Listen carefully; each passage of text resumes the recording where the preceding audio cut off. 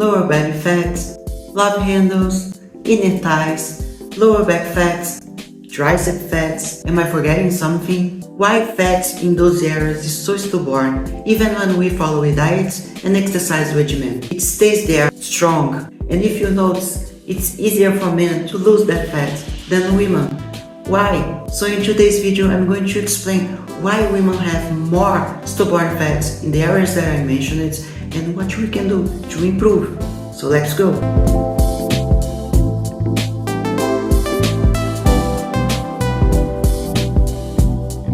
Hello everyone, welcome to my channel. My name is Camila and I am from Brazil. I'm a health coach and I take care of women. So first thing you have to have in mind, if you want to lose weight, caloric deficit works. It's the first thing you have to think. But sometimes, even with the caloric deficit, you are not going to lose fats in the areas that I mentioned before because hormones play a bigger role. So I'm going to start talking about young women and their fat distribution. Young women will have a lot of estrogen. Estrogen is related to fertility. It's a nice hormone. It's a feminine hormone. Men also have them, but the women will have more. Estrogen supports fertility.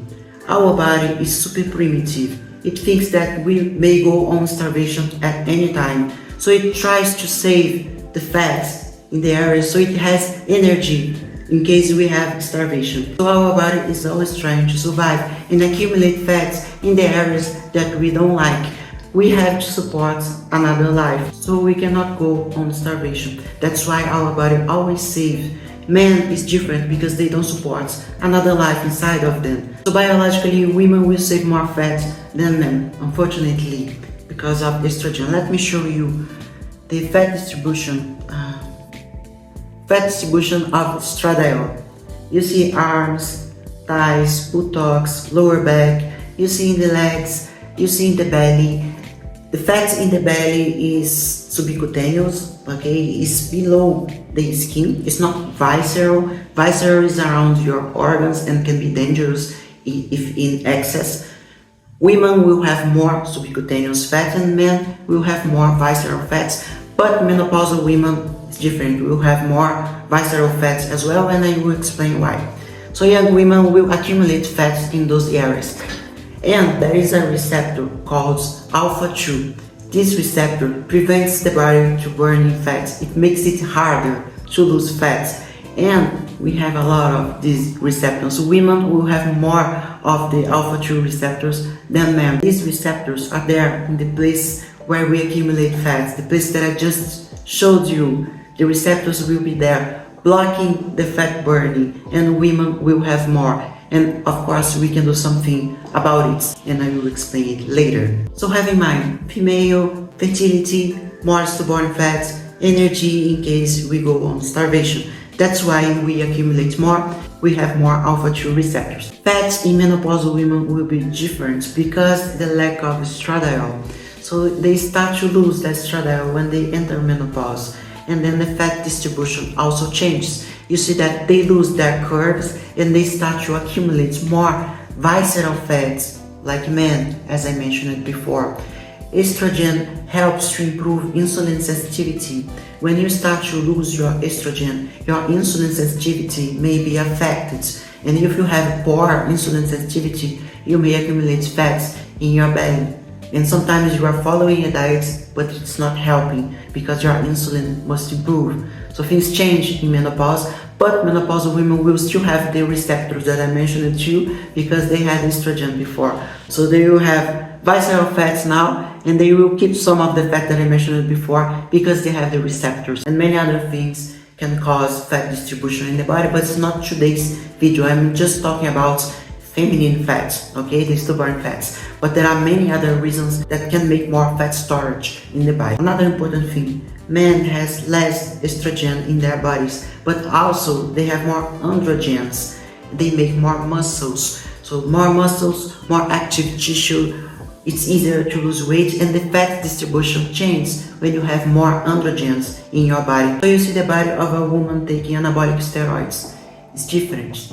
They don't have the fats in the areas that I mentioned to you because they have more androgens. The ratio between estrogens and androgens is different. It's similar to men, that's why the fat distribution changed. So now that you understood the difference between fat distribution in women, men and menopausal women, let's go to the solutions. So young ladies, the first thing you have to care about, your estrogen. If you have estrogen dominance, reduce the estrogen dominance.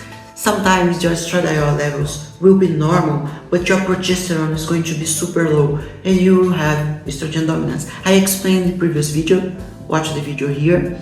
Another thing you have to care about is your gut.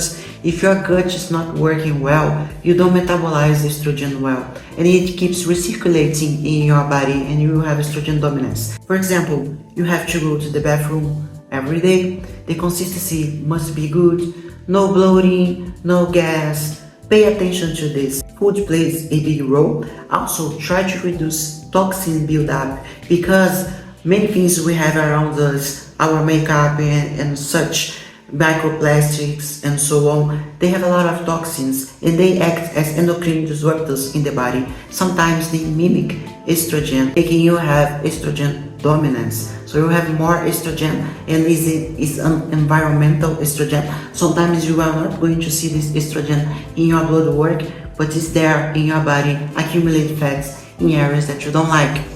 You can try supplements like gin, calcium D glucarates. They help with estrogen metabolization, aromatization. Is something that I also explained in the previous video.